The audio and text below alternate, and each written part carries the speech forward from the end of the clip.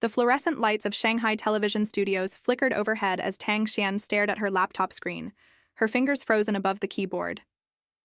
4 empty cups of milk tea sat beside her, evidence of another sleepless night in what had become an endless string of sleepless nights. The deadline for the final episode of her drama, Shadows of the Forbidden City, loomed like a storm cloud over her exhausted mind, threatening to destroy everything she had worked so hard to build over the past 18 months. Her phone buzzed with another message from the producer, and she knew without looking that it would be another demand, another threat, another reminder that her career hung by a thread as thin as spider silk. Xian rubbed her tired eyes and looked at the clock on the wall. It was already past 3 in the morning, and the cleaning staff had long since gone home. She was alone in the writer's room, surrounded by storyboards and character sketches pinned to every available surface like a museum dedicated to fictional people who felt more real to her than most actual humans she knew. The face of her male lead, Hua Junfeng, stared back at her from a dozen different angles, his expression perpetually cold and calculating, as she had written him to be. She had spent countless hours perfecting every detail of his character, from the slight upturn of his lips when he was secretly amused to the way his jaw tightened when he was fighting to control his emotions. She had created him to be the perfect, wealthy heir. Ruthless in business, yet secretly wounded by his family's betrayal and years of emotional neglect. His company, Tianlong Group, was one of the largest conglomerates in China, dealing in everything from technology to entertainment, from real estate to fashion. In her script, he was engaged to marry the daughter of a rival company, a union designed to merge 2 business empires and secure his position against his scheming half-sister. But Xian had also written a plain, forgettable secretary named Lin Meiling, whose only purpose in the narrative was to be a stepping stone for the scheming villains, a disposable character whose death would fuel the male lead's transformation. The studio wanted Meiling to die in episode 12, a tragic accident arranged by the villains that would give Yunfeng motivation for revenge. They wanted tears and heartbreak, the kind of melodrama that drove ratings through the roof and kept audiences glued to their screens every Monday and Tuesday night. But Jian had grown attached to Meiling over the months of writing, this quiet character she had created to be disposable. She did not want Meiling to die. She had given Meiling a backstory, dreams, hopes for the future. She had made her real in a way that disposable characters were never supposed to be. "I refuse to kill her," Xian whispered to herself, her voice echoing in the empty room like a prayer or a promise. She is worth more than a plot device. She deserves better than to be sacrificed for someone else's character development. Her phone buzzed again, and this time she grabbed it with frustration, unable to ignore it any longer. The message from producer Chen was blunt and threatening, just as she had expected. "Submit the script by 9 in the morning or face breach of contract. We have invested too much in this production to let a writer's sentiment derail the finale. The audience expects tragedy. Give them what they want, or we will find someone who will." Xian threw the phone onto the desk and buried her face in her hands. The pressure was crushing her from all sides, squeezing the creativity out of her like juice from a lemon. She had no idea how to write herself out of this corner. The studio held all the power, and she was just a writer, replaceable and expendable despite all the awards her previous dramas had won. "Maybe I should just let the characters decide," she mumbled, laughing bitterly at her own joke. "Let them live their own story. Maybe they know better than I do what they need." She reached for her cold milk tea and took a sip, grimacing at the overly sweet taste that matched her bitter mood. Then, without thinking, without planning, she began typing again, her fingers moving almost of their own accord. She wrote a new scene, one where Meiling discovered an important secret about the company, something that could save Junfeng from his scheming half-sister. The words flowed faster than she could think, pouring out of her like water from a broken dam, and before she knew it, she had written 10 pages of dialogue and action that she had never planned to write. But as she typed the final line of the scene, a strange sensation washed over her like a wave of electricity running through her entire body. The lights in the room flickered violently, plunging her into momentary darkness before blazing back to life with unnatural brightness. Her laptop screen began to glow with an otherworldly luminescence that had nothing to do with its normal backlight. Xian tried to pull her hands away from the keyboard, but she could not move. Her fingers felt welded to the keys, and her body refused to obey her commands. The glow intensified until it was blinding, filling her vision with pure white light, and she felt herself being pulled forward, as if the screen itself was becoming a portal, swallowing her whole into a world that existed only in her imagination. She tried to scream, but no sound came out. When she opened her eyes, she was no longer in the writer's room. She was lying on a cold marble floor, staring up at a ceiling decorated with crystal chandeliers that sparkled like captured stars. The air smelled of expensive perfume and polished wood, and somewhere in the distance she could hear the soft murmur of traditional Chinese music playing through hidden speakers. Her body ached as if she had fallen from a great height, and her head throbbed with a pain that made it difficult to think clearly. "What happened?" Xian groaned, pushing herself up onto her elbows. "Where am I? What is this place?" She looked around and felt her heart stop, frozen in her chest like a bird caught in ice. This was not just any room. This was the lobby of Tianlong Group headquarters, exactly as she had described it in her script, down to the smallest detail. The massive painting of the company founder hung on the wall to her left, depicting an elderly man with stern features and kind eyes, the patriarch who had built an empire from nothing. The reception desk made of rare Suzhou marble stood directly ahead of her, staffed by a beautiful young woman in a crisp navy kipao-style uniform. The floors gleamed with a polish so perfect that she could see her reflection in them, distorted and strange. "No," she whispered, her voice trembling with disbelief. "This is impossible. This cannot be real. I must be dreaming. I must have fallen asleep at my desk." She pinched her arm hard enough to leave a bruise, but she did not wake up. The marble floor remained solid beneath her, and the air conditioning raised goosebumps on her arms with its artificial chill. Everything felt too real to be a dream, too detailed, too physical. Xian scrambled to her feet and caught sight of her reflection in a nearby mirror, and what she saw there made her stomach drop. The face staring back at her was not her own. It was rounder, softer, with gentle features and unremarkable brown eyes that held none of the sharp intelligence she was used to seeing in her own reflection. Her hair was pulled back in a simple ponytail, practical rather than stylish, and she was wearing a plain gray suit with sensible low-heeled shoes.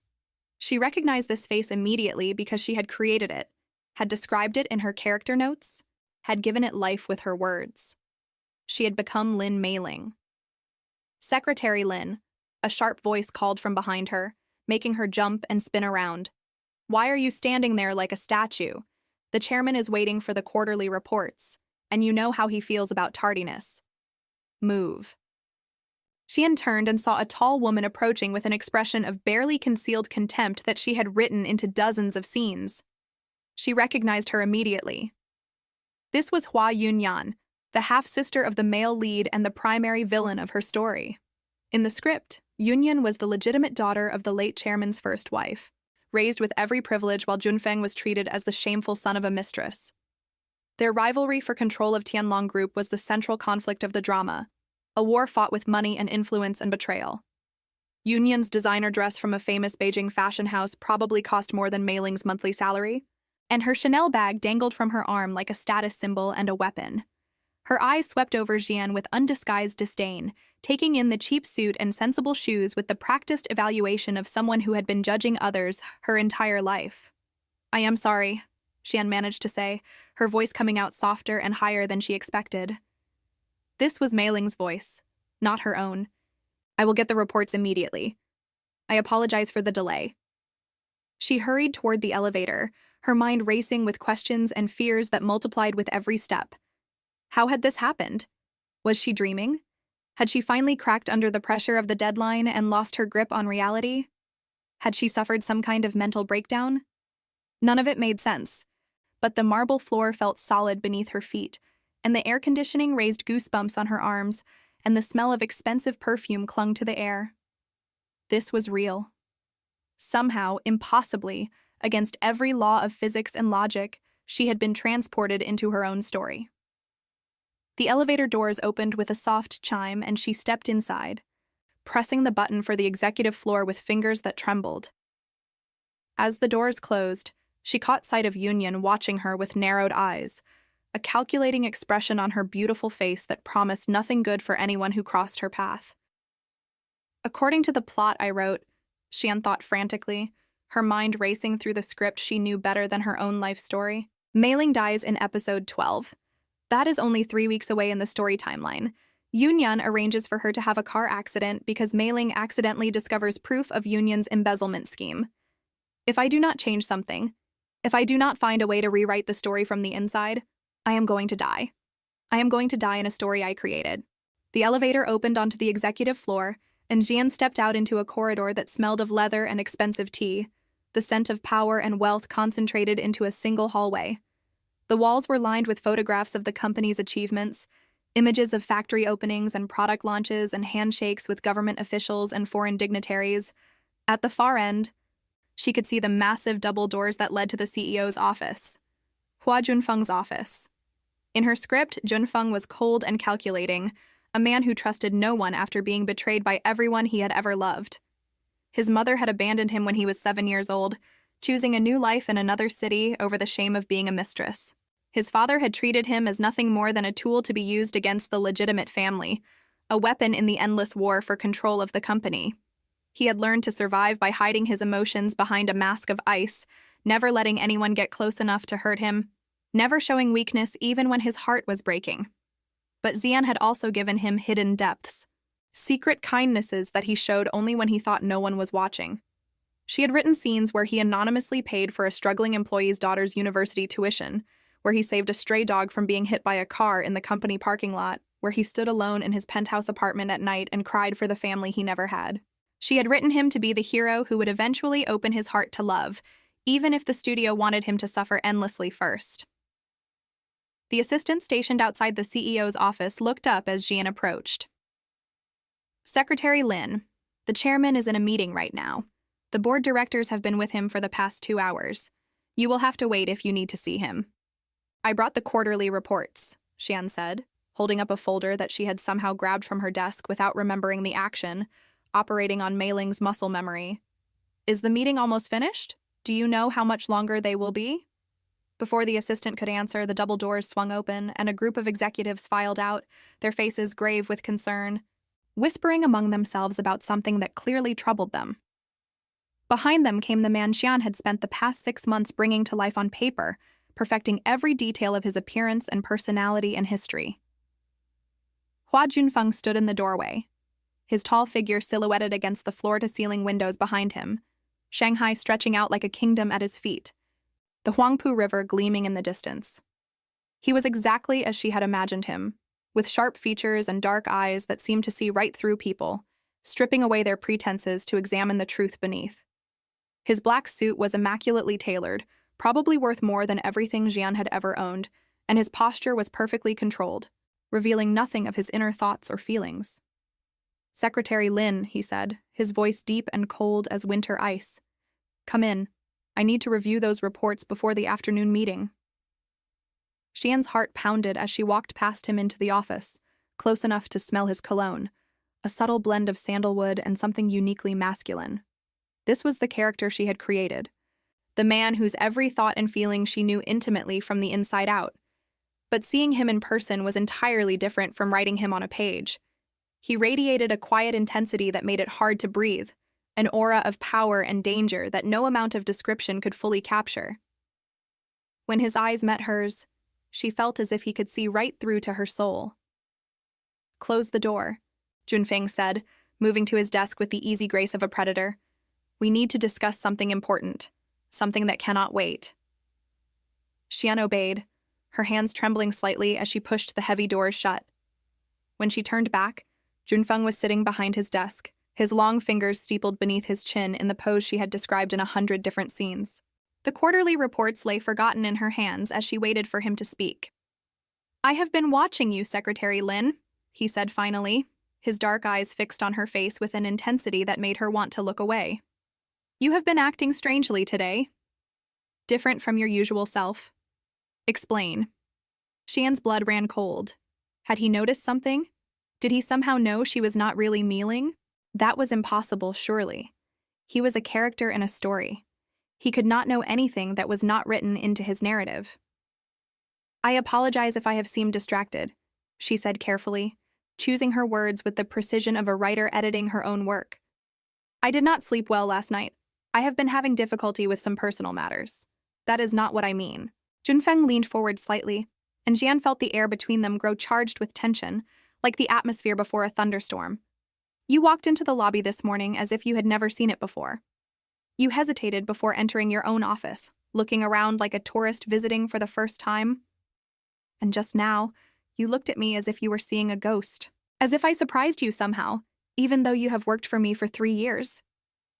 I have been under a lot of stress, Jian said, grasping for any excuse that might satisfy his suspicions.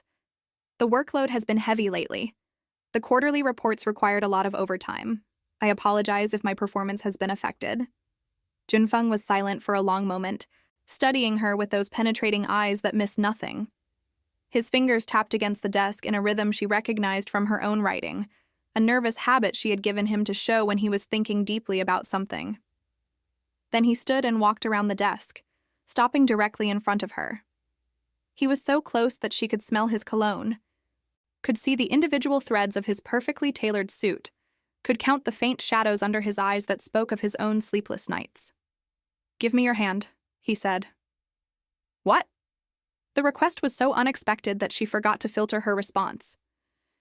"Your hand, Secretary Lin. Give it to me. I want to check something." Xian hesitated, confused by the strange request. This was not part of any scene she had written. Junfeng had never asked Mei Ling for her hand in the original script. Something had already changed, something she did not understand. But something in his expression told her that refusing was not an option. There was a hardness in his jaw, a determination in his eyes that warned of consequences if she did not comply.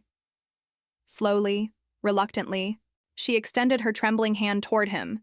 When his fingers closed around hers, something incredible happened.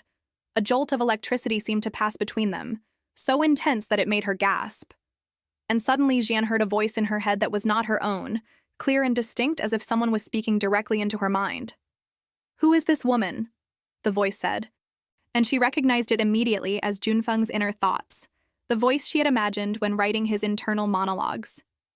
"She looks like Lin Meiling, but everything about her is different. The way she moves, the way she speaks, even the look in her eyes. It is as if a completely different person is wearing Mei Ling's face. What is happening here? Am I losing my mind? Or is something truly strange going on?" Xian gasped and tried to pull her hand away, but Junfeng held on tight, his grip strong and unrelenting. His eyes widened slightly, and she knew that something strange was happening to him as well.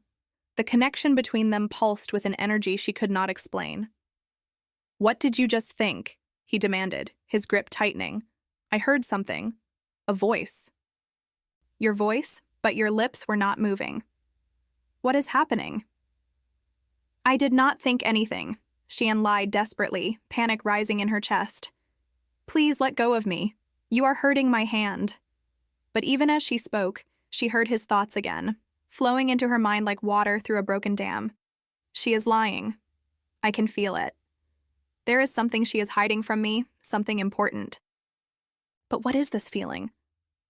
When I touched her hand, I heard her thoughts as clearly as if she had spoken them aloud. "This is impossible. This cannot be real. And yet I know what I experienced." Junfeng released her hand abruptly, and the connection between them was severed like a telephone line being cut. They stood facing each other, both breathing heavily, both struggling to understand what had just happened. "What was that?" Junfeng asked, his usual composure cracking for the first time since she had known him, either as a writer or as a character in his story. "I do not know," Xian whispered, and for once she was telling the truth. In the days that followed, Xian threw herself into learning every detail of her new existence. She woke each morning in Mei Ling's small apartment, a modest one-room efficiency in a building near the Jing'an Temple metro station, and she went to sleep each night surrounded by Mei Ling's belongings, trying to understand the woman she had replaced. The original Mei Ling had been a diligent worker with few personal connections, which made it easier for Jian to blend in without raising too many questions. She studied the files on her desk, memorized the office routines, and tried to piece together exactly where she was in the story's timeline by checking dates on documents and conversations she overheard. According to her calculations, they were currently in episode 8 of a 16-episode drama. That gave her approximately 4 weeks before the events of episode 12, when Mei Ling was supposed to die. In the script, Mei Ling would accidentally discover documents proving that Yunyan and her husband Shenming were embezzling money from the company, funneling millions of yuan into offshore accounts.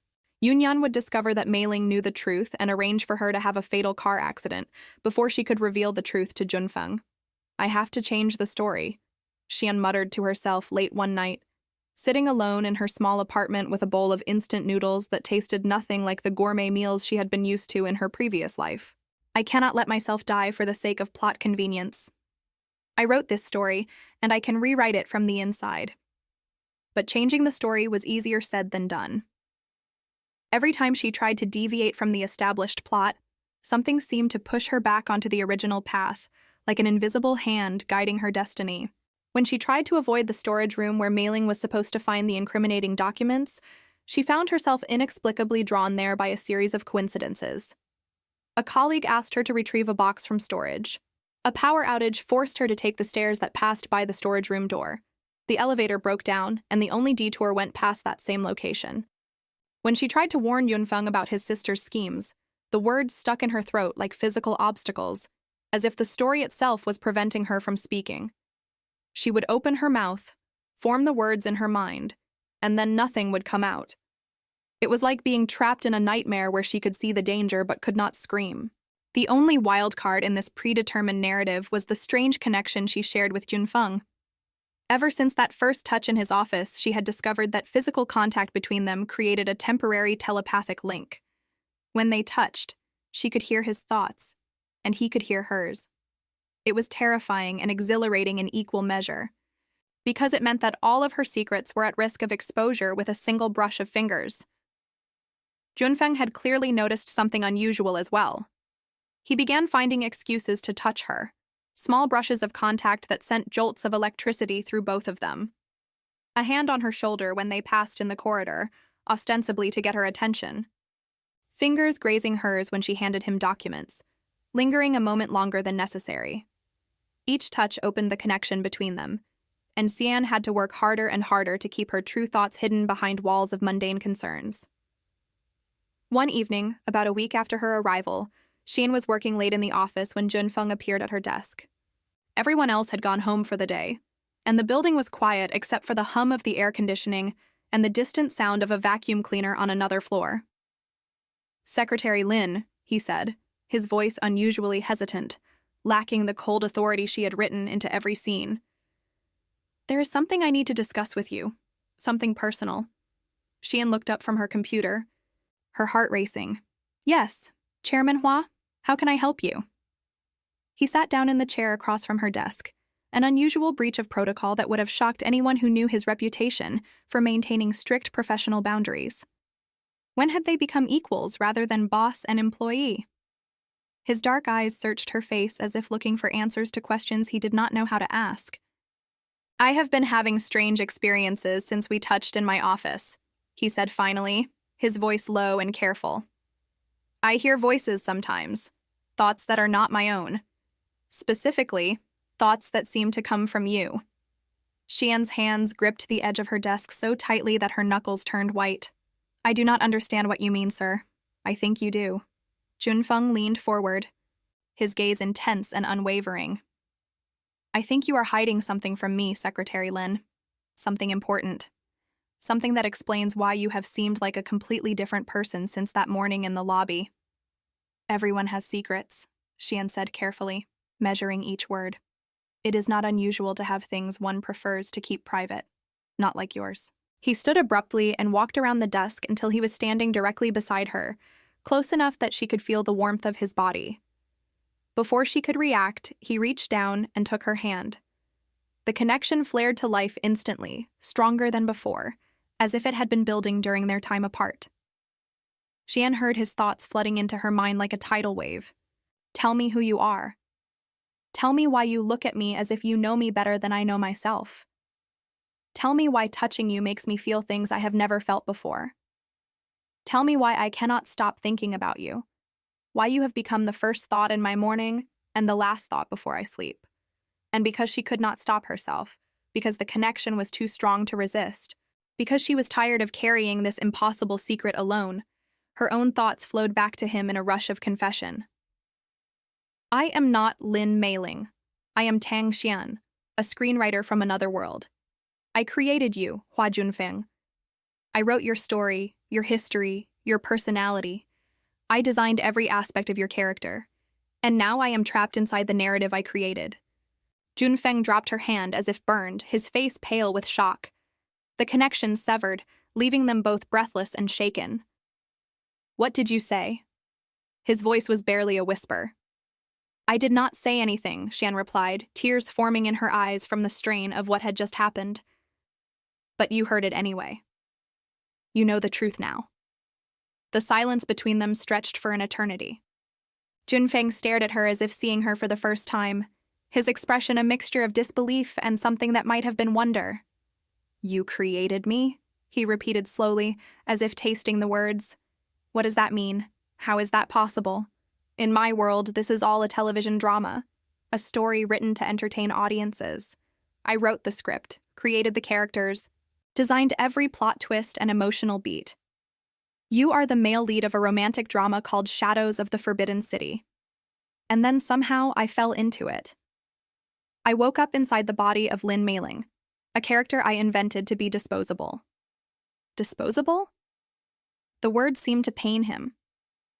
Xian wiped her eyes with the back of her hand, not caring about professionalism anymore. In the original script, Meiling dies in episode 12. Your sister Yunyan arranges her death to cover up her embezzlement scheme. Meiling was never supposed to matter. She was just a plot device to motivate your revenge, to give you a reason to finally fight back against your sister. Her death was supposed to be the catalyst for your transformation. Junfeng was silent for a long moment, processing this impossible information. His jaw was tight, and his hands had curled into fists at his sides.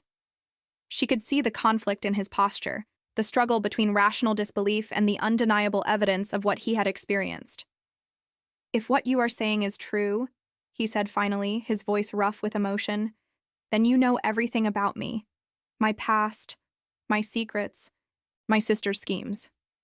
You know what will happen next. You know how this story is supposed to end.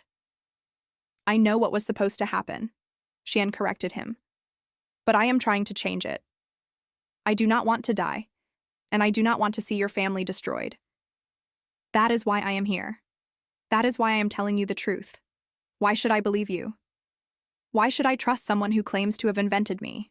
Because of this. Xian reached out and took his hand again, and the connection between them blazed to life like a fire catching dry wood. She opened her mind completely, holding nothing back. She showed him her memories of the writer's room, of typing late into the night while inventing his backstory.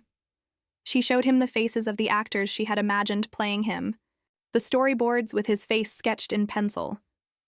She showed him the arguments with the studio about his character arc, the fight to give him depth and humanity instead of just making him a cold corporate villain. She showed him everything. When she finally released his hand, Junfeng was trembling. His eyes were bright with unshed tears, and his voice was barely a whisper when he spoke. All this time, I thought I was alone. I thought no one could ever truly understand me because no one had ever bothered to look past the surface. But you have known me from the beginning. You have known me better than I know myself. I know every scar on your heart, Xian said softly, her own voice thick with emotion. I know why you cannot trust anyone. I know about your mother leaving when you were 7, and how you waited by the window for months hoping she would come back.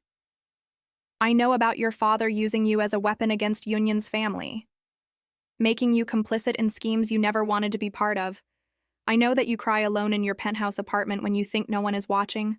I know that beneath all that ice, there is a man who desperately wants to be loved.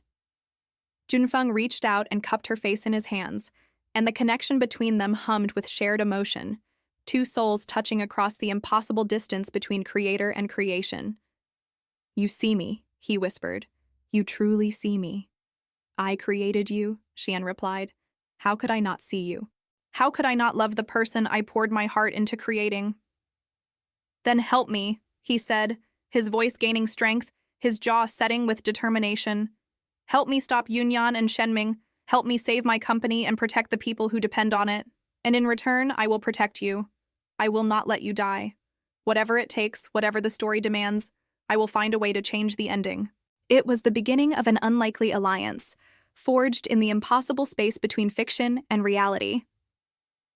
Armed with Xian's knowledge of the plot and Yunfang's resources and intelligence, they began to work together in secret to outmaneuver Yunyan and her husband.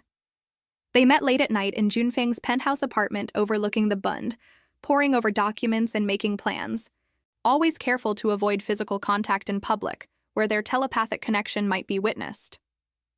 The penthouse was exactly as Xian had described it in her script, a sprawling space on the top floor of the most exclusive building in Lujiazui, with floor-to-ceiling windows that offered a panoramic view of Shanghai's glittering skyline, the Oriental Pearl Tower gleaming like a jewel in the distance. But living in it felt different from imagining it. The silence was deeper, the luxury more isolating. She understood now why she had written Junfeng as someone who longed for connection despite pushing everyone away. "I always wondered why you gave me this apartment," Junfeng said one night, as they sat on his sofa reviewing financial documents. "Now I understand. You wanted to show that wealth does not equal happiness. I wanted to show that you deserved better than what you had," Xian admitted. "I wanted audiences to root for you to find something real." But working so closely together, it was impossible to keep their growing feelings at bay. Xian found herself looking forward to their meetings, not just because of the plot they were unraveling, but because of the man she was coming to know. The real Yunfeng was different from the character she had written. He was warmer, funnier, more vulnerable than she had ever imagined. He told jokes that were not in any script. He had opinions about literature and food and philosophy that she had never invented. He was becoming a real person, separate from her creation, and she was falling in love with him. "You are thinking about me," Junfeng said one evening, a slight smile playing on his lips. They were sitting on his sofa, shoulders almost touching, and their fingers had brushed accidentally. Xian blushed and pulled her hand away. "Stop eavesdropping on my thoughts. It is an invasion of privacy. I cannot help it." His smile widened. "Besides, I like what you were thinking. You are impossible. And you are beautiful when you blush." The words hung in the air between them, charged with meaning. Xian looked away, trying to calm her racing heart. This was dangerous. She was not supposed to fall in love with the character she had created. The lines between fiction and reality were already blurred enough without adding romantic complications. "We should focus on the plan," she said, picking up another document. "According to my script, Yunyan is going to make her move in 2 weeks. She is going to present falsified evidence to the board, claiming that you have been embezzling company funds. The board will vote to remove you as chairman." Junfeng's expression grew serious. "And what happens after that? In the original script, you lose everything. Your position, your reputation, your will to fight. Yunyan and Shenming take over the company and drive it into the ground within 2 years. The ending the studio wanted was for you to spend years in exile before finally returning for revenge. They wanted a sequel. But that is not what you wanted." "No." Xian shook her head. "I wanted you to win. I wanted you to expose Yunyan's schemes and reclaim your rightful place. I wanted you to find love and happiness, not endless suffering. But the studio kept pushing for more tragedy, more suffering. They said happy endings did not get ratings. Then let us give them a different story." Junfeng took her hand deliberately, and the connection between them sparked to life. "Let us write a new ending together." Over the next 2 weeks, they worked tirelessly to build their case against Yunyan and Shenming. Junfeng used his connections to track down the real financial records, bribing and persuading employees who had been loyal to his father. Xian used her knowledge of the plot to anticipate every move the villains would make. It was like a chess game, but they always knew what the opponent would do next. The hardest part was the growing awareness between them. Every touch sparked the connection, and with each connection came a deeper understanding. Xian learned things about Junfeng that even she had not written, secret dreams and hidden fears that existed beyond the script. He dreamed of retiring to a small house by West Lake in Hangzhou. He was afraid of disappointing the employees who depended on the company. He had never been truly kissed by someone who loved him. And Junfeng, in turn, learned about Xian's world. About her struggles as a writer and her loneliness in a career that demanded everything while giving nothing back. "You gave up so much for your work," he said one night, his thumb tracing circles on her palm. "In your world, you were always alone." "Writing is a solitary profession," Xian admitted. "There were colleagues, but no real friends. My characters were my family. Is that why you cared so much about Mei Ling? Because you saw yourself in her?" "Maybe." Xian closed her eyes. "I wrote her to be invisible, someone who faded into the background, but I did not want her to disappear entirely. I wanted to believe that even the small people could matter, that even disposable characters had the right to live." Junfeng lifted her hand to his lips and pressed a gentle kiss to her knuckles. "You matter," he said. "Not because of what you wrote or what you know. You matter because you are you." The night before Yunyan was scheduled to present her case to the board, Xian woke from a troubled sleep with a sense of dread. Something was wrong. The plot was not following her predictions. There was a variable she had not accounted for, some element that had changed without her knowledge. She called Junfeng immediately, her hands shaking as she held the phone. "Something is different. The story is changing." "What do you mean?" "I do not know. But I have a bad feeling. We need to accelerate our timeline. We need to get the evidence now, tonight, before Yunyan has a chance to destroy it." They met at the company headquarters before dawn, slipping in through a service entrance to avoid being seen by security cameras that Xian remembered writing into the script.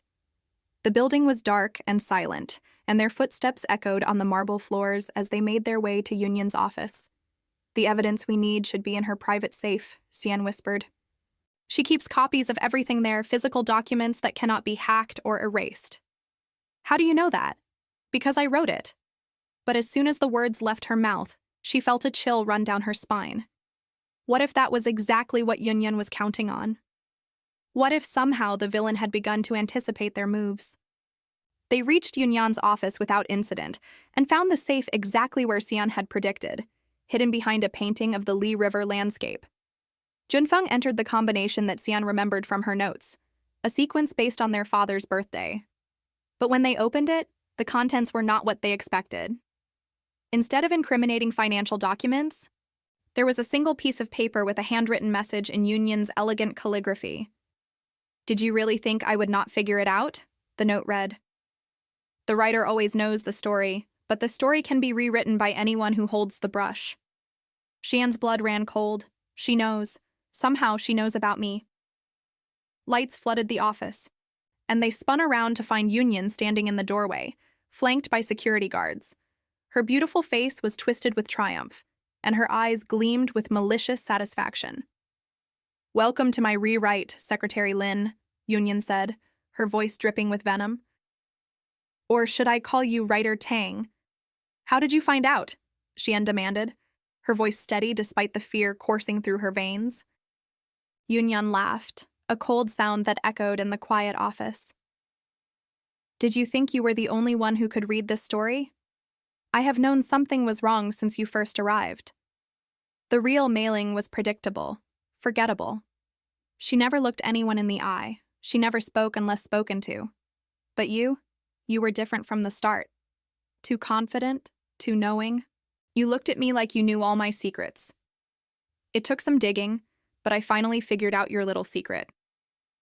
"It does not matter what you know," Junfeng said, stepping forward to shield Xian with his body. "We have evidence of your crimes.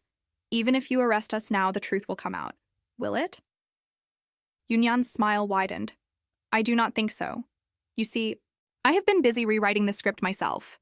The evidence you gathered has been replaced with fabricated documents implicating you in the embezzlement. By morning, you will be the one facing criminal charges, and I will be the grieving sister who tried to save the company from her corrupt brother."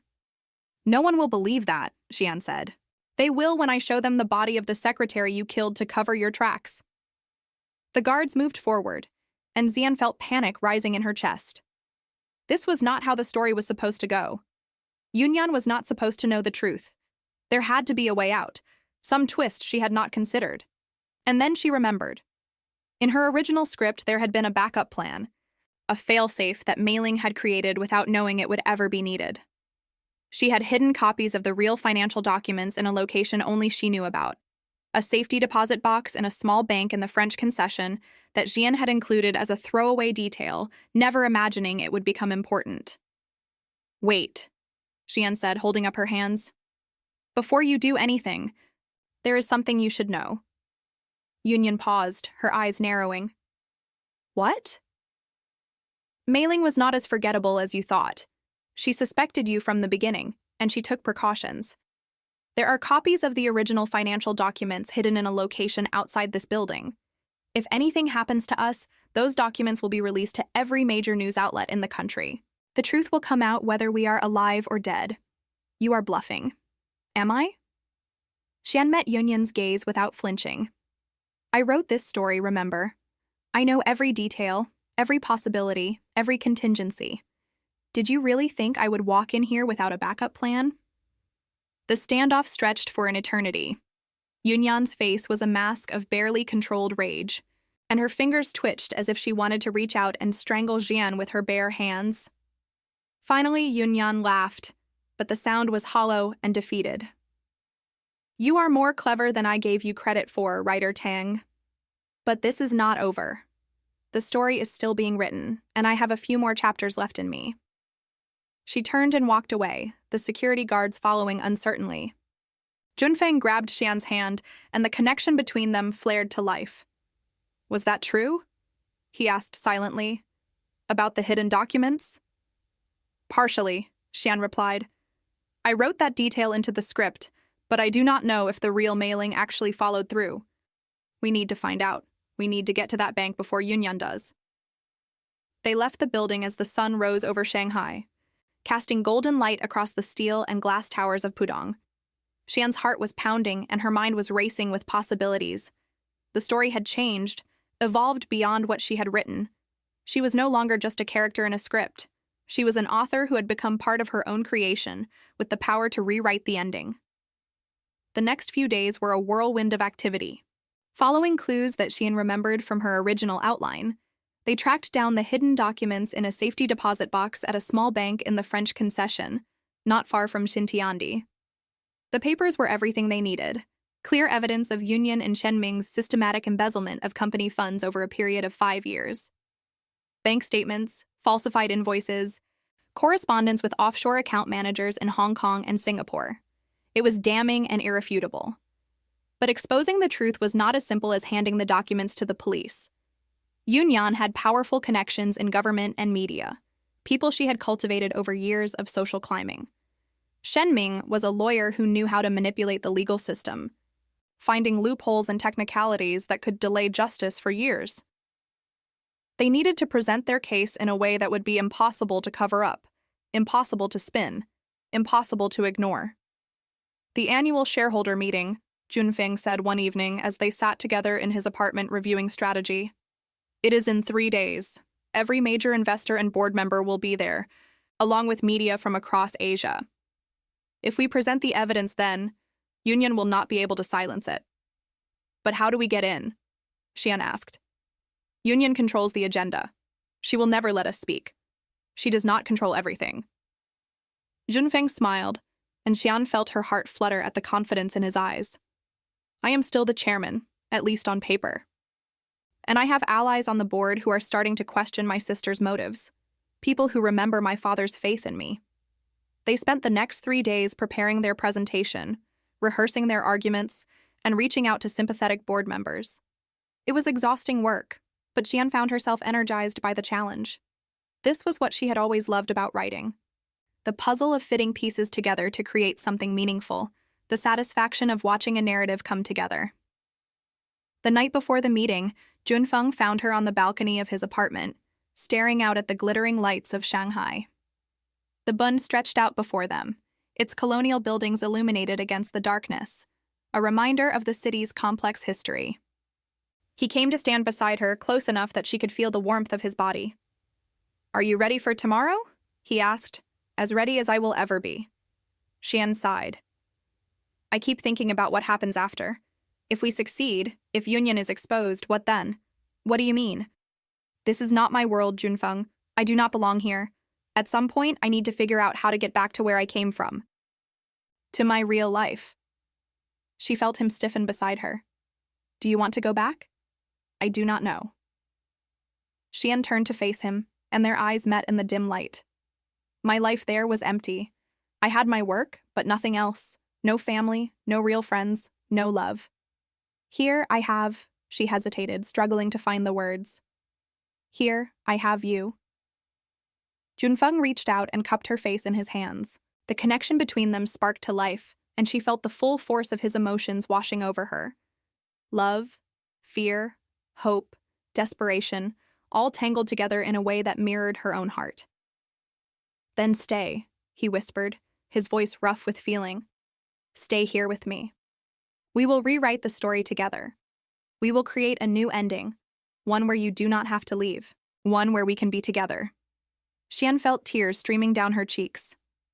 You are asking me to give up everything I knew. I am asking you to choose something new. Junfeng leaned forward and pressed his forehead against hers. I love you, Tangxian. Not because you created me, but because you saw me. Because you fought for me. Because you believed I could be more than the cold, calculating man everyone else saw. Because you gave me a chance to be real. I love you too, Xian whispered. I did not plan to. It was not in the script. But it happened anyway. He kissed her then, soft and gentle, and filled with promise. The connection between them blazed brighter than it ever had before, two souls merging into one. And in that moment, Xian knew that she had made her choice. Whatever happened tomorrow, whatever the future held, she was exactly where she was meant to be. The shareholder meeting was held in the grand ballroom of the Peace Hotel, a glittering space filled with hundreds of China's most powerful business leaders. Crystal chandeliers hung from the ceiling, and the tables were draped in red silk, each place setting worth more than most people earned in a month. Xian stood backstage, her heart pounding as she listened to Yunyan's opening remarks through the speakers. The older woman was smooth and confident, spinning lies with the ease of long practice, painting herself as the responsible steward of her father's legacy while subtly undermining Junfeng at every turn. Junfeng squeezed her hand. It is almost time. Are you ready? Xian nodded, though her throat was dry with fear. Let us finish this. Let us give this story the ending it deserves. They walked onto the stage together, and a murmur of surprise rippled through the crowd. Yunyan's face went white with shock, but she quickly recovered, forcing a smile that did not reach her eyes. Brother, she said sweetly. What an unexpected pleasure. I did not know you were planning to attend. I did not want to miss the opportunity to address our shareholders, Junfeng replied, his voice calm and steady. I have some important information to share. Information that affects the future of this company. The next hour was a blur of accusations and revelations.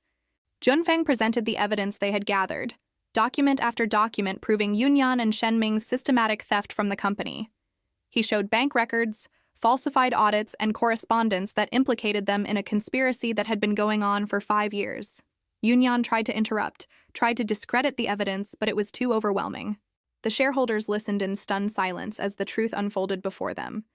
And when Xian took the microphone to describe how she had discovered the scheme, her voice did not waver. This company was built on trust, she said, looking out at the sea of faces. Trust between employees and leaders, between investors and management.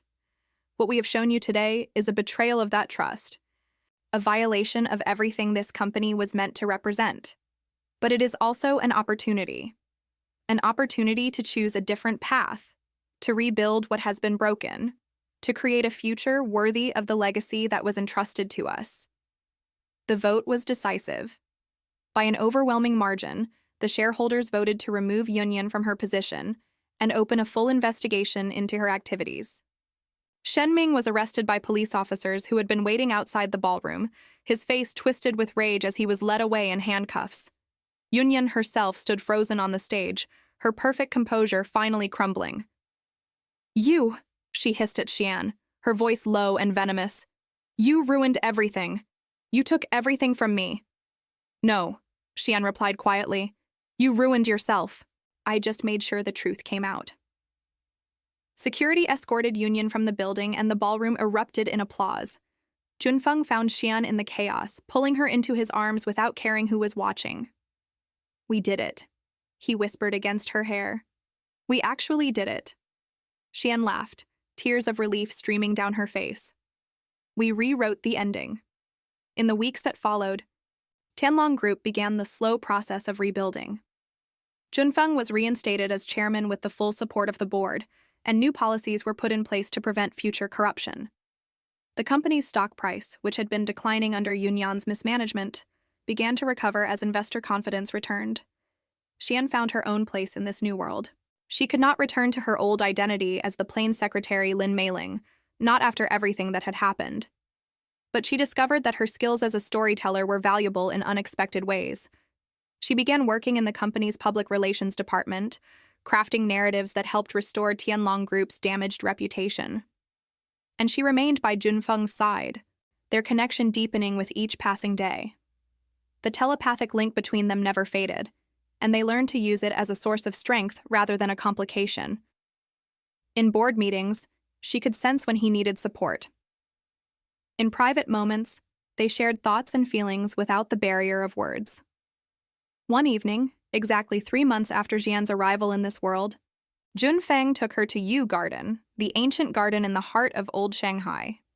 The pavilions and rockeries were illuminated by lanterns, creating a magical atmosphere that seemed to exist outside of time. "I have something for you," he said, reaching into his jacket pocket. Xian's heart skipped a beat as he pulled out a small silk box. "Junfeng, is that what I think it is?" He opened the box to reveal a ring, a band of white gold with a jade stone that glowed softly in the lantern light, surrounded by tiny diamonds. "I know this is not how things are supposed to go," he said, his voice uncharacteristically nervous. "In your original script, we never even spoke. But the story has changed. We changed it together." He took her hand, and the connection between them blazed to life. Through it, she felt everything he was feeling, the love, the hope, the fear of rejection. She felt the depth of his commitment and the sincerity of his heart. "Tang Xian," he said, dropping to one knee. "Will you stay in this story with me? Will you be my partner, my love, my wife?" Xian looked at him. This man she had created and come to love in ways she never imagined possible. She thought about everything she had left behind, her career, her world, her entire previous existence. And she realized that none of it compared to what she had found here. "Yes," she whispered, tears streaming down her face. "Yes, I will." He slipped the ring onto her finger and rose to kiss her, and the connection between them sang with joy. In that moment, Xian knew that this was not just a story anymore. This was her life, her real life, and it was more beautiful than anything she could have written. The wedding was held in autumn, when the leaves were turning gold and red throughout the city. They chose a traditional venue at the West Lake in Hangzhou, where history and natural beauty existed in perfect harmony. The ceremony took place in a pavilion overlooking the lake, with the misty mountains providing a backdrop that seemed to come straight from an ancient painting. Xian wore a traditional red qipao embroidered with golden phoenixes, the color symbolizing good fortune and happiness. Junfeng was resplendent in a dark suit with red accents, his usually stern face softened by joy. Their guests included colleagues from Tianlong Group, friends they had made during their months of fighting together, and even some former enemies who had come to respect them. The only notable absence was Yunyan, who was currently facing trial for her crimes. As they exchanged their vows, Xian felt a strange sensation, like a door opening somewhere in the back of her mind. She looked up and saw, just for a moment, a shimmering portal that seemed to lead back to her original world. Through it, she could see the familiar surroundings of the writer's room, her laptop still open on the desk, the cursor blinking on an unfinished sentence. The portal seemed to be offering her a choice. She could step through and return to her old life, leaving behind everything she had built here. Or she could stay, committing fully to this new existence. She looked at Junfeng, who was watching her with understanding in his eyes. He had felt the connection, sensed what she was seeing, and he was waiting for her to decide. Xian thought about her old life, the loneliness, the endless pressure. the feeling that her characters were more real than her actual existence. Then she thought about everything she had gained here. Love, purpose, a sense of truly belonging. She turned her back on the portal and felt it close behind her. The connection between her and Junfeng pulsed with shared emotion, and she knew she had made the right choice. "Are you sure?" he asked silently. "I have never been more sure of anything in my life," she replied. The ceremony continued, and when the officiant pronounced them husband and wife, the crowd erupted in cheers. Xian looked out at the sea of happy faces and felt a profound sense of peace. She had fallen into her own story and discovered that fiction could become reality, that characters could become people, and that love could transcend the boundaries between worlds. That night, as they celebrated at their reception, Junfeng held her close and whispered in her ear, "What happens next in the story?" Xian smiled, remembering all the drama scripts she had written over the years. "They lived happily ever after," she said. "That is the ending that matters." But they both knew that life, even a life born from fiction, was never quite that simple. There would be challenges ahead, new villains to face, new stories to navigate. But they would face them together, their minds connected, their hearts intertwined. The years brought many changes to their lives, but the love between Xian and Junfeng remained constant, a fixed point around which everything else revolved. Their daughter Mei grew into a remarkable young woman, inheriting her father's sharp intelligence and her mother's creative spirit. She had known from childhood that her parents shared something special, a connection that went beyond what other couples seemed to have. When she was old enough, they told her the truth about her mother's origins, and she accepted it with the same open-minded wonder that characterized everything she did.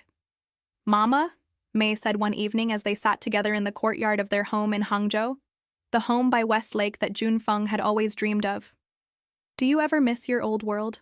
The one you came from?" Xian considered the question carefully. "There were moments," she admitted. "In the beginning especially, I missed familiar things. The taste of certain foods, the sound of certain music, the knowledge that I understood the rules of the world I lived in. But not anymore? Not anymore." Xian reached out and squeezed her daughter's hand. "How could I miss a world where you do not exist? How could I wish myself back to a life where I never knew your father, never experienced this love, never had the chance to be your mother?" Mei smiled, and Xian saw echoes of Junfeng in her expression. "I am glad you stayed.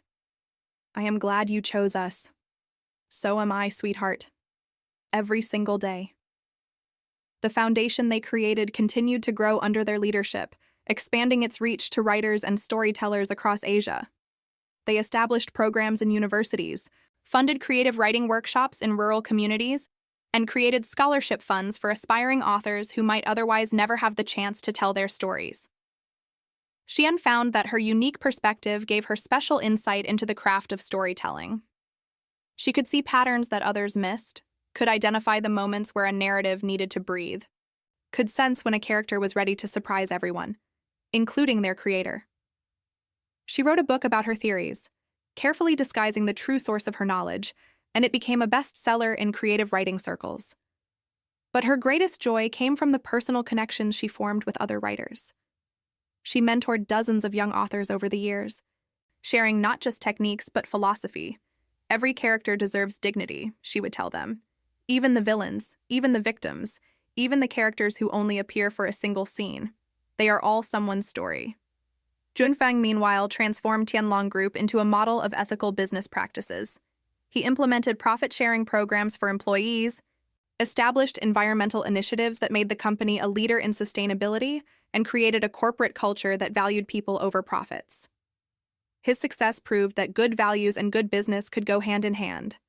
The memory of his sister Yunyan faded over time, though it never entirely disappeared.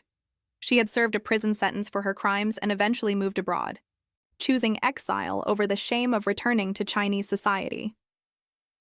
Junfeng heard through intermediaries that she had remarried, had children of her own, had perhaps found some measure of peace in her new life. He hoped so, despite everything. She was still his blood, and some part of him would always wish her well. "Do you forgive her?" Xian asked him once when they were discussing the matter. Junfeng was quiet for a long moment. I have let go of the anger, he said finally. But forgiveness is a process, not a destination. I work on it every day. That is wise, and very generous. I learned it from you. Junfeng smiled and pulled her close. You taught me that people can change, that stories can be rewritten. If that is true for fictional characters, it must be true for real people as well. As they grew older, Xian began to notice that her telepathic connection with Junfeng was evolving. Where once it had required physical touch, now they could sense each other's emotions from across a room, sometimes from across the city. It was as if decades of intimacy had deepened the bond until it transcended all physical limitations. The doctors could find no explanation, of course. There was no scientific framework for what they experienced. But Xian had long since stopped looking for rational explanations. Some things, she had learned, simply were. Their 50th wedding anniversary was celebrated with a grand gathering at the same pavilion in Hangzhou, where they had been married so many years before. The West Lake was as beautiful as ever, its waters reflecting the autumn sky, the distant pagoda rising above the mist. Junfeng stood before their assembled guests, his hair white now, but his eyes still bright with intelligence and love. He looked out at the faces gathered there, then down at Xian, seated in the place of honor beside him. 50 years ago, he said, a woman fell into my life from another world. She told me that she had created me, that I was a character in a story she had written, and my first thought was that she must be insane. The crowd laughed and Xian smiled, remembering those chaotic early days. But then I realized something, Junfeng continued. It did not matter where she came from or how she got here. What mattered was who she was. Her courage, her compassion, her determination to make the world better than she found it. Those qualities were not fictional. They were as real as anything I had ever known. He paused, his voice thick with emotion. Tang Xian taught me that love can transcend any boundary, any obstacle, any rule that the universe seems to impose.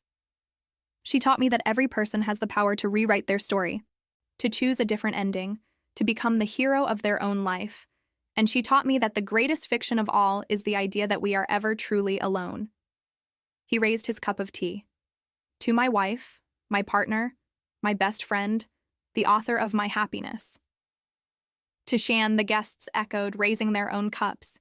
Xian rose and embraced her husband, and even after 50 years, the connection between them hummed with love. Through it, she felt his joy, his gratitude, his overwhelming sense of rightness. And she knew that he felt the same from her. I love you, she whispered in his mind. I love you too, he replied. Always have. Always will. The celebration continued late into the evening, with music and stories shared. Xian watched it all with a sense of profound contentment.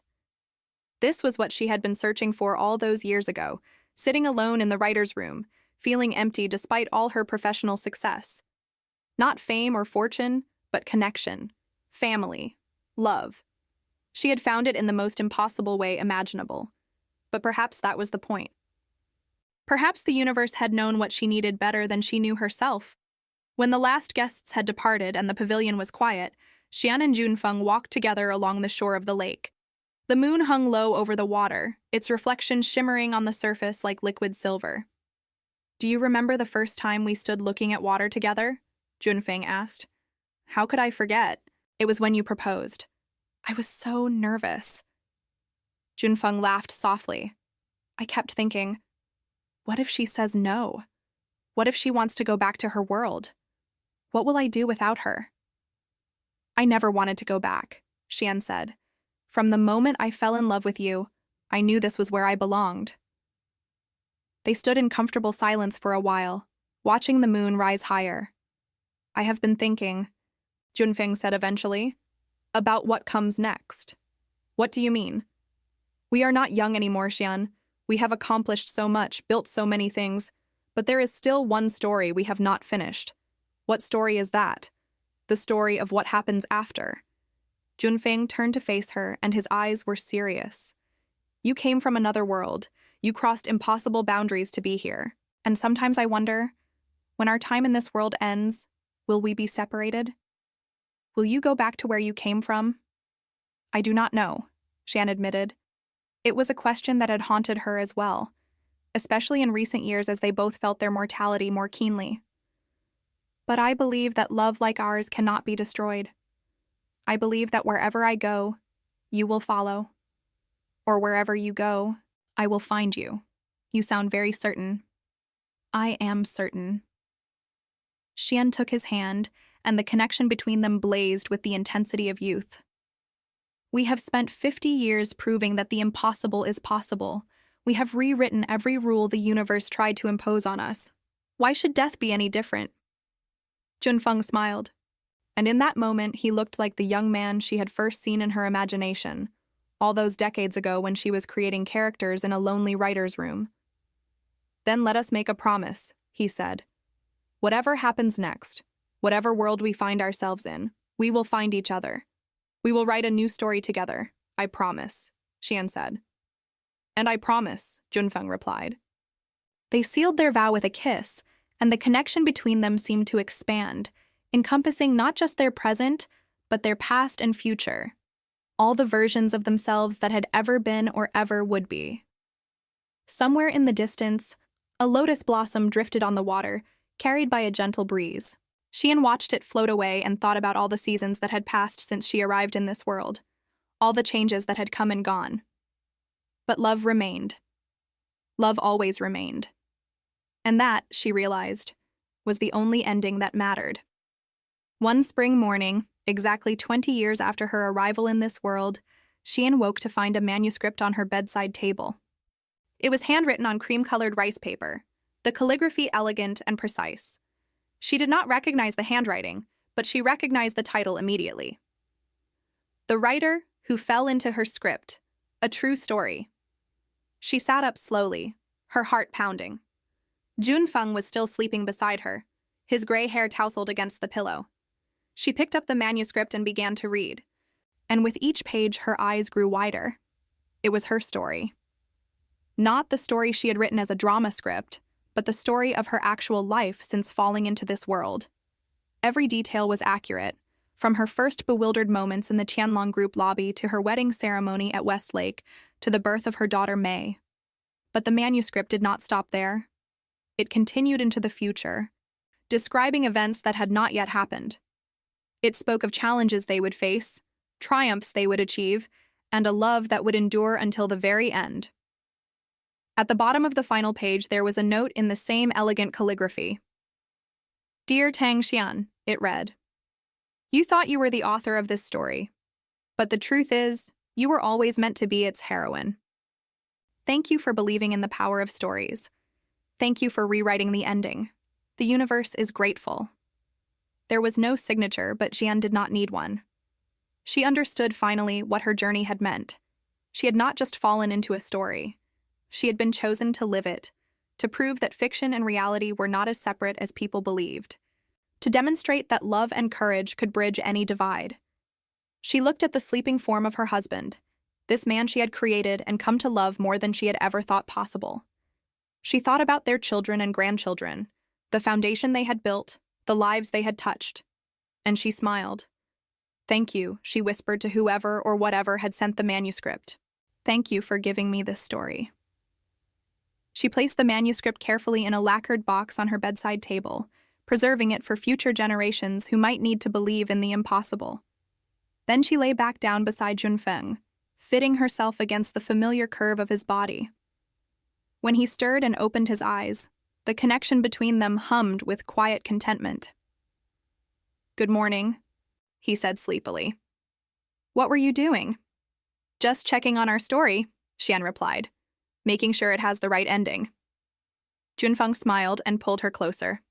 Does it? Yes. Xian closed her eyes, feeling the warmth of his arms around her. It does, and it did.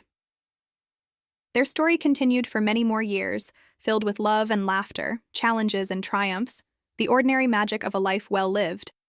When they finally reached the last page, they faced it together, hand in hand, their minds still connected after all that time. And somewhere, in a world beyond worlds, a writer looked up from her laptop and smiled. The story was complete. But the love, as always, went on forever. The end of one story is always the beginning of another. And their story, the story of the writer and the character who became real, would continue long after the final page was turned.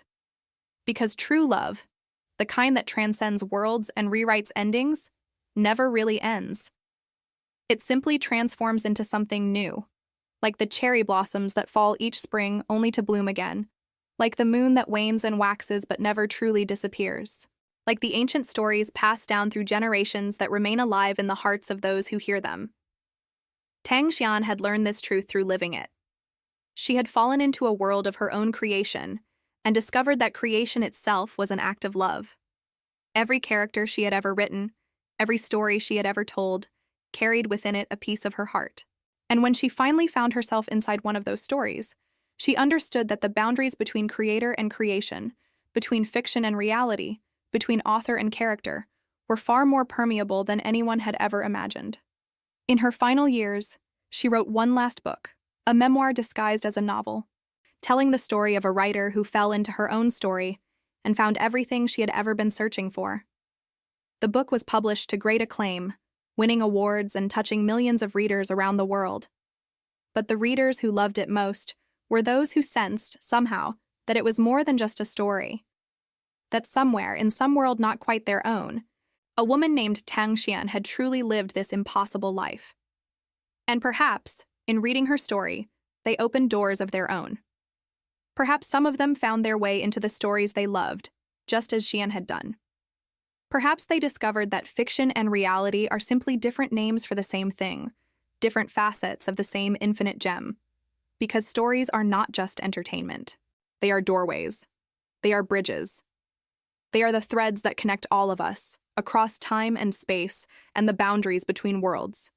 And love, the greatest story of all, never truly ends. It simply transforms into something new.